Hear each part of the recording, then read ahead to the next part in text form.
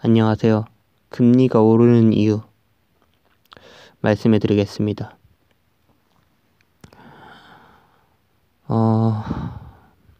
물가가 오른다. 물가가 오른다. 도대체 물가가 왜 오르는 거죠? 수요와 공급의 법칙에 의해서 예를 들어 사람들이 많이 사면은 그 물건은 비싸지겠죠. 집, 기타 등등. 그런데 예를 들어 짜장면 옛날에는 50원 했던 게 지금은 6,000원, 7,000원 하잖아요. 그때도 짜장면을 많이 먹었지만 지금도 짜장면을 많이 먹나요? 솔직히 잘 모르죠. 하지만 이렇게 많이까지 가격이 오를 수가 없죠. 이해를 할 수가 없는 거예요. 도대체 왜 오르지? 물가가 미쳐버리겠는 거예요. 그 이유는 다 알고 있듯이 돈이 너무 많이 풀렸기 때문에요. 그럼 그 돈이 어떻게 많아졌느냐? 은행에서는 대출을 해줘요. 예를 들어 100장을 갖고 있으면 90장을 대출해 줄 수가 있어요. 그러니까 내가 100만 원을 저축을 하면은 은행은 90만 원을 다른 사람에게 대출을 해줄 수가 있어요. 그러면 여기서 이제 문제가 발생되는 거예요. 내가 100만 원을 저축을 했어요. 근데 은행이 90만 원을 다른 사람한테 대출을 했어요. 그럼 그 다른 사람은 90만 원을 갖고 무엇인가 사업을 해서 큰 돈을 벌었어요. 그럼 그 돈을 다시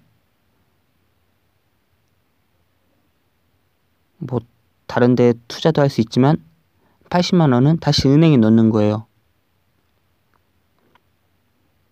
그러면 또 다른 사람이 이 80만 원에 대한 90% 대략 70만 원 정도를 또 다른 데에 대출 받아서 또 다른 데에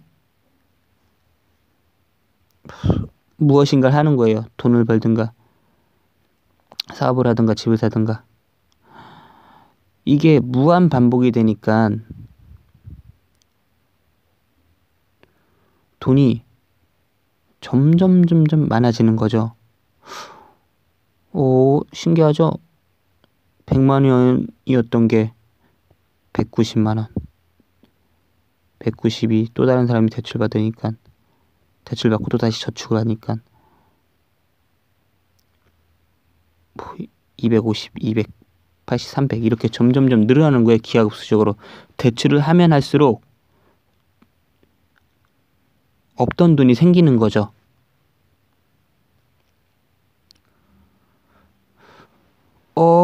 돈이라고 하면 조금 이상하니까 금이라고 할게요.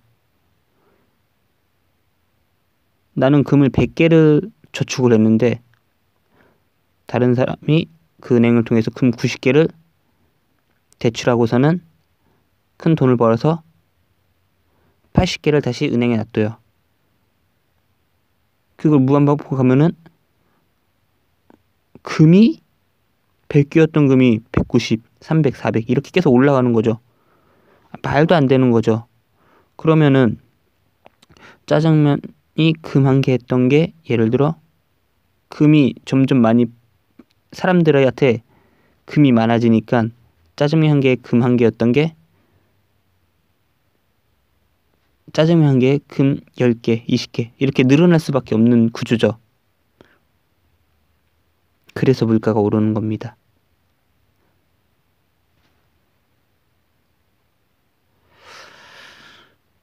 그러면 여기서 금리는 왜 오르느냐? 이제부터가 문제인데,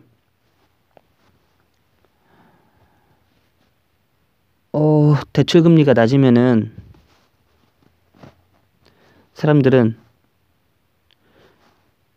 은행에 저축해봤자 이자도 1%, 0.5% 이렇게 쥐꼬리만큼밖에 안 주니까 은행에 저축을 안 하고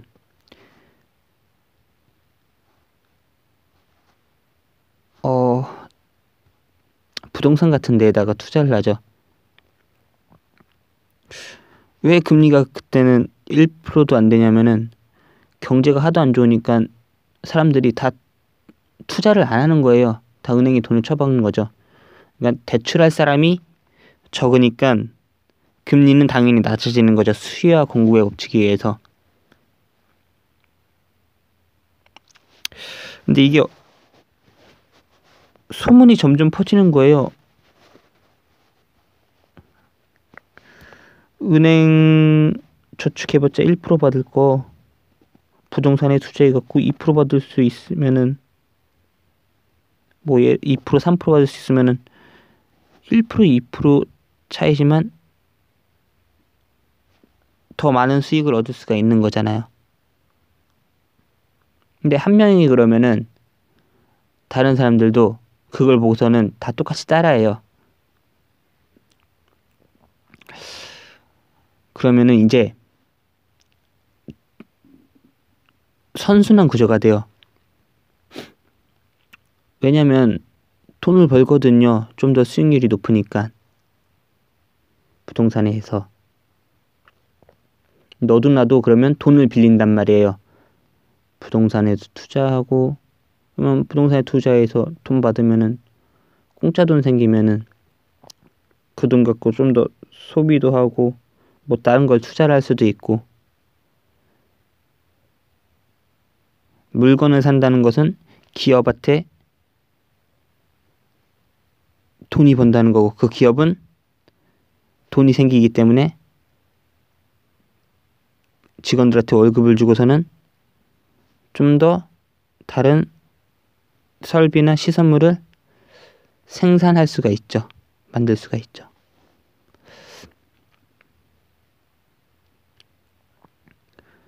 그러면은 좀 더 많은 것을 벌기 위해서 더 큰 것을 지으기 때문에 또 대출을 한단 말이야. 기업도 대출하고 사람들도 부동산 가격도 점점 오르니까 대출하고 뭐 주식도 올라가죠. 대출해서 주식하고 돈을 벌기 때문에 대출을 하는 거죠. 그러면 사람들이 저축은 안 하고 대출을 많이 하기 때문에 돈이 부족해진단 말이에요. 그래서 금리를 올리는 겁니다. 금리를 올려도 사람들이 대출을 하기 때문에. 왜냐면 다른 데서 그 사람들은 돈을 더 벌 수 있기 때문에. 대출 이자보다.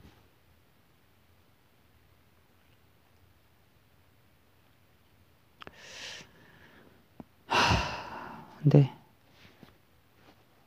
진짜 큰 위기는 이렇게 선 구조로 선안에서 순환하는 구조로 가면 참 좋은데 어느 순간 경직이 돼버려요.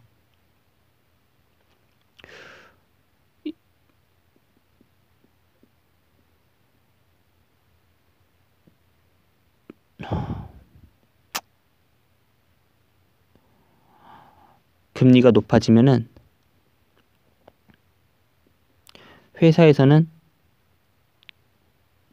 대출 이자 금액을 더 내야 되고 부동산 샀던 사람들도 대출 이자를 더 내야 되고 부동산 가격은 이제 올라가다 말고 기업들도 대출 이자를 내기 때문에 생산이 잘 안 될 테고 이제 일꾼도 안 늘린단 말이에요. 직원들도 자르고 월급도 이제 동결하고 그러면 이 소비자들도 돈이 없어요. 내 돈이. 그러니까 물건을 줄이는 거죠. 무엇인가 사는 거에 대해서 악순환 구조가 돼요. 갑자기.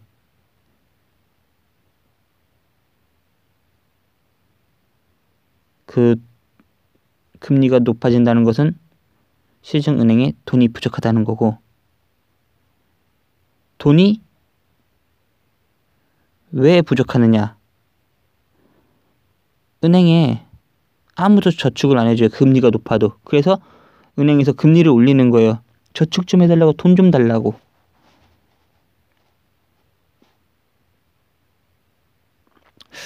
이만 가보겠습니다.